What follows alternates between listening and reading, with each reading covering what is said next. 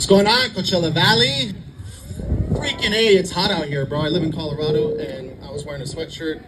Not good. But this morning, I was doing some research. I was looking at the word community, and I'm a nerd, so I love etymology. Etymology is the study of the root of words and meaning.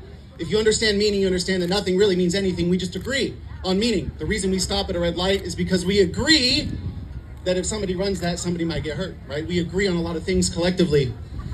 And what I realized about the word community, there's two words that make up the word community. The first is commune. Nobody likes communism, but I do like communes. And communes are defined as a place where people share responsibilities, where people share duties in a neighborhood. The other word in community is the word unity, right? The word unity implies a shared spirit. It implies people focusing at one thing. And I want to say that I'm super grateful for everything happening out here because I was a CV resident for a long time. I grew up in the Valley, went to Truman Elementary, Indio Middle, Page, a lot of middle schools because I got in a lot of fights. I had a lot of mental health problems. I was hospitalized for the first time at the age of 13 for trying to kill myself. Probably attempted suicide about 15 more times between the years of 2006, 2009. 2009, I took 4,500 milligrams of antidepressants in an attempt to just get rid of everything. And it didn't work. So I'm here today, and I think that the most important thing, if I could leave you guys with anything, is that we all belong to each other.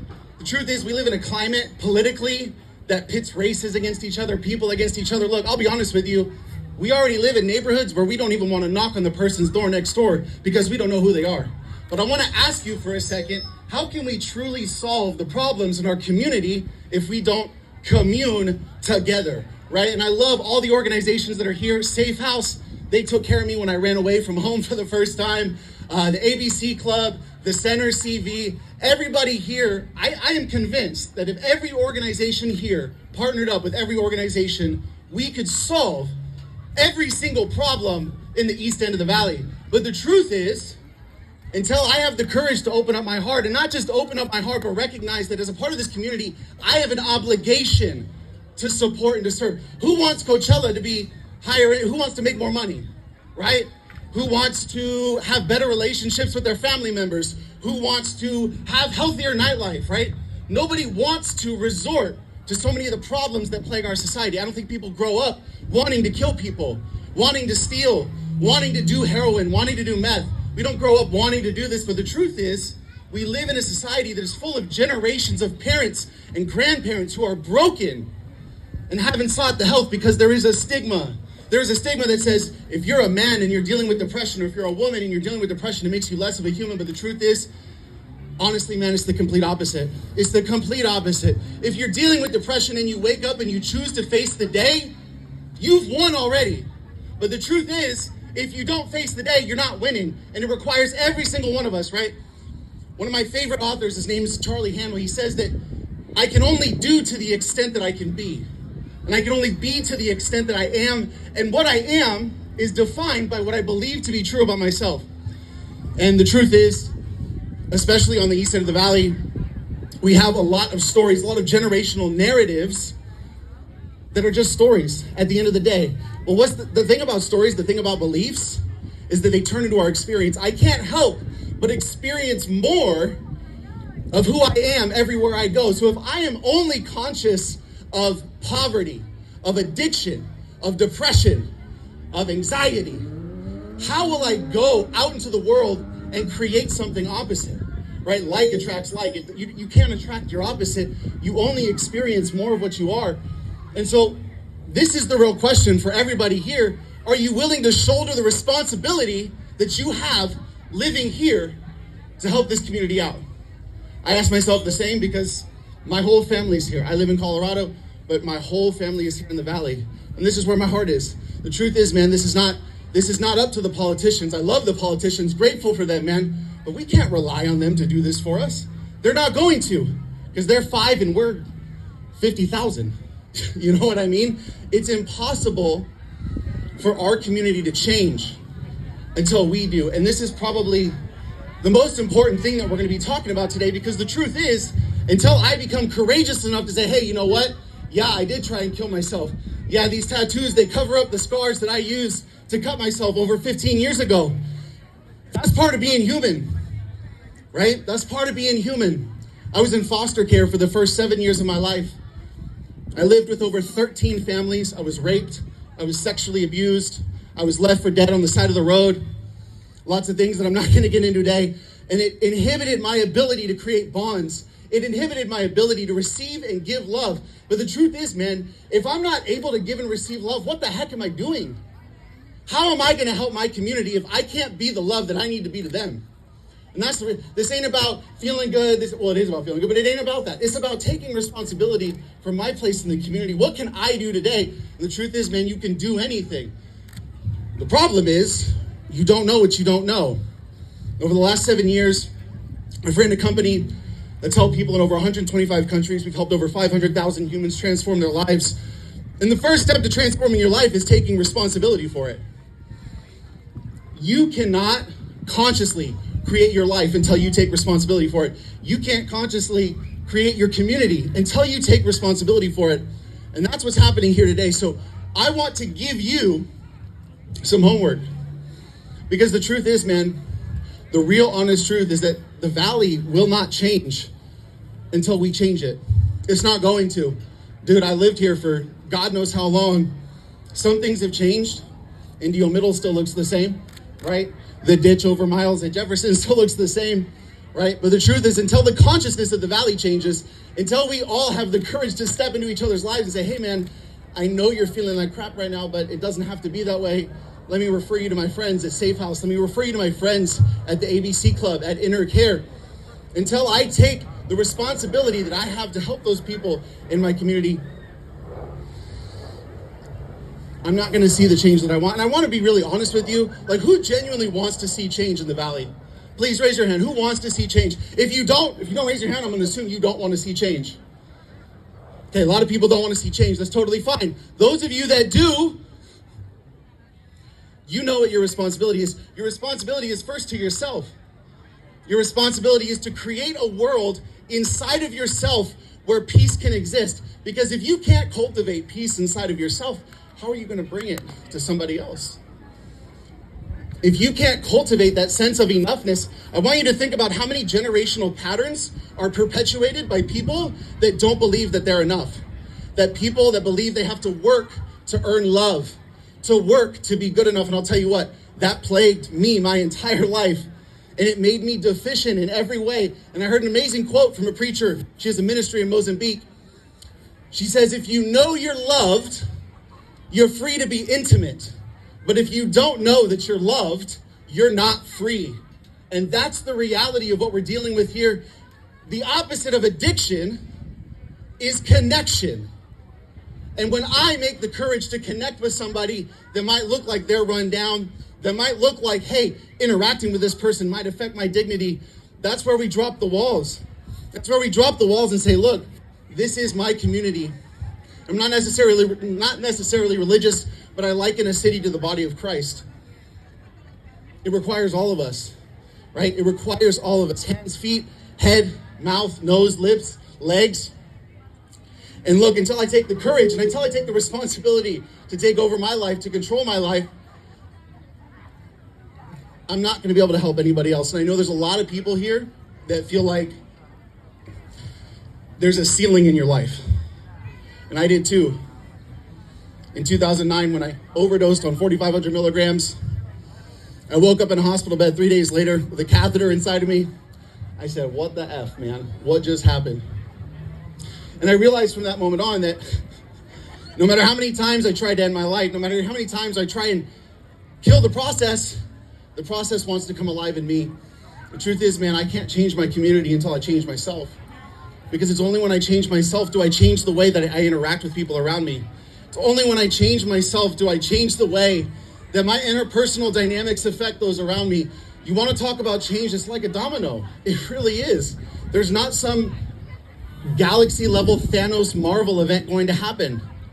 No aliens are going to come out of the sky and say, okay guys, you can stop fighting over resources and streets. Let's be honest. This valley will not change until I change. And I'm here to tell you today that whatever you want to do in your life, you can do. And I'm living proof of that. I literally grew up in foster homes. Attempted suicide multiple times, ran away. I was on medication for the first 18 years of my life. 9 out of 10 people in my life told me that you get off your medication for 3 days, you're gonna go kill somebody. You're gonna go shoot up a school. I had people tell me that. People speaking death constantly. And I had to tell them, you know what, man? There's a power in me that is greater than any declaration that you can place over my life. And that's what you need to understand. There's a power in you, and until you decide to awaken that power, you will be a victim to your life. What is that power? You can call it God. You can call it consciousness. You can call it spirit, whatever you want to call it. Has a lot of different names. I'm sure you guys have seen the memes. You can call it spirit, energy. It doesn't lie. It doesn't lie. So my job here, is to turn myself into the person that exemplifies what I want to see in my world. That's my job. My job's not to go tell this other person, hey, you need to do this with your life.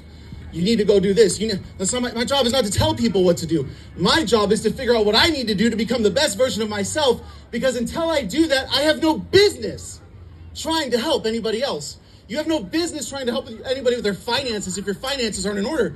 You have no business trying to help anybody in their life if your life isn't in order. And that's okay. Congratulations. The burden is off. Let it go. You are the most important thing in your life. I spent my entire life chasing the validation and the affirmation of men, of women, sex, drugs, money, you name it. Until I got to a point where I didn't need those things to complete me, to make me feel like I was okay, I wasn't able to leave those cycles of addiction, those cycles of running from myself. Why do we run from ourselves? Why do we run from ourselves? We run from ourselves because we're afraid of what we're going to see when we look. When we stop and look, we stop and take a moment to be present and intentional. What if I told you that the thing that you're afraid, the thing that you're running from, it can't destroy you, because it's just a thought.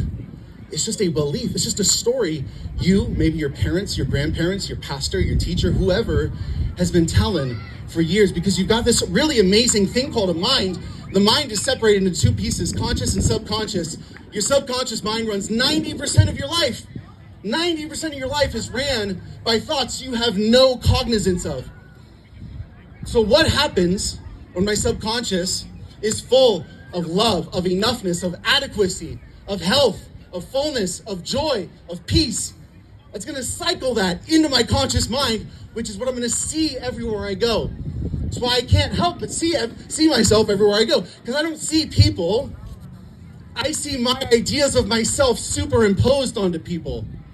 And until I get rid of everything in me that seeks to divide, seeks to separate, seeks to make myself above or better than, I'm never going to tap into the love that will allow me to heal my community, that will allow me to be a part of the amazing work we've done here. And so this is my question for you, and I'm going to leave you guys with this today. Where can you let love in? That's the real question. Where can you let love in? Because the truth is, man, I hate gender roles. I've been the most sensitive person you'll ever meet since I was a kid. Doesn't make me less of a man. And for the men out here that think you need to hide your emotions in order to be more of a man, dude, you're just fooling yourself. You're lying to yourself, and you're lying to everybody around you. Because your emotions, they're fundamental. You literally cannot, you can avoid your emotions as much as you can avoid going to sleep. You can. Because your emotions are a byproduct of the beliefs that you have about yourself. The dominant emotions that you experience throughout the day, they're not perceptions of the world, they're perceptions of yourself superimposed on the world. Over the last 7 years, I've not only taken myself, but hundreds of thousands of people out of these desperate states of poverty, of lack, of hopelessness, by doing one thing, by looking inside of yourself. And so before we get off this thing today, because I have a tendency to go on tangents, I want to leave you with an exercise that I take all my clients through. It's really powerful, and if you take this seriously, I guarantee you it'll change your life. I want you to close your eyes for a second. I want everybody to close your eyes for a second. I want you to forget that you're a body. I want you to forget that you have a body. I want you to just close your eyes, and I want you to feel around you. I want you to look for an edge. I want you to look for a corner. And the truth is, if you do this exercise honestly, you won't find one. Because the same spirit that gives you life, gives your neighbor life, gives your child life, gives your op life. Yeah, the same spirit that keeps you thinking, keeps your ops thinking. Literally, I cannot get away from the fact that there is one consciousness intertwining itself through all of humanity. And if I took responsibility for my life, if I engage in that sense of connectedness, and I truly try to feel that every single day, I can guarantee you your life will change. Guarantee your life will change. So ultimately, man, didn't really prepare for an ending here, but you need to know one thing. Until you understand that you are enough in and of yourself, without your TikToks, without your Instagram, without your homegirls, without your homeboys, without your cliques, without all of your labels, until you understand that you are enough, you are loved, you are perfect, you are whole, you are holy. Until you understand that, you'll always be chasing something. You'll be chasing somebody's love. You'll be chasing the love of money. You'll be chasing every other thing that keeps you away from yourself. You are ridiculously powerful, tremendously amazing, loved, perfect, and everything that is beautiful. And I hope if you take anything from this today, you understand that you have the power to change. It's not a figure of speech. Things don't change until I do. And that's what I'm committed to. Who's committed to changing themselves? There we go. That's what I like to see. That's the only thing that matters. You are so loved. You're so powerful. You're so beautiful. I love you guys. We'll talk to you soon. Okay, this is not expected, but this is my son, and I just wanted him to know I have never been more proud of him than I am right now, and I have been so lucky and so honored to have him in my life from the time he was 7.5 years old until now. And my mom's here, he's got cousins here, he's got uncles here, and we just all love him. I just never been that proud. Look at his little grandnephews over there laughing, jumping up and down for him, so I love you.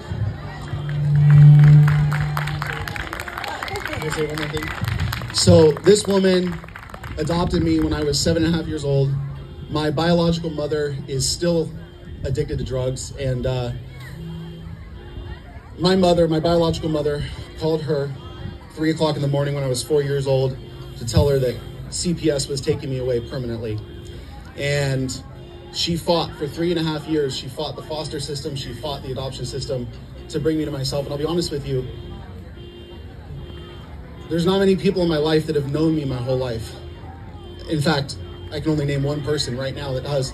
But she's known me and she has loved me. And I'll tell you what, man, there's nothing more powerful than unconditional love. There's nothing more powerful than love that makes you feel that you are enough.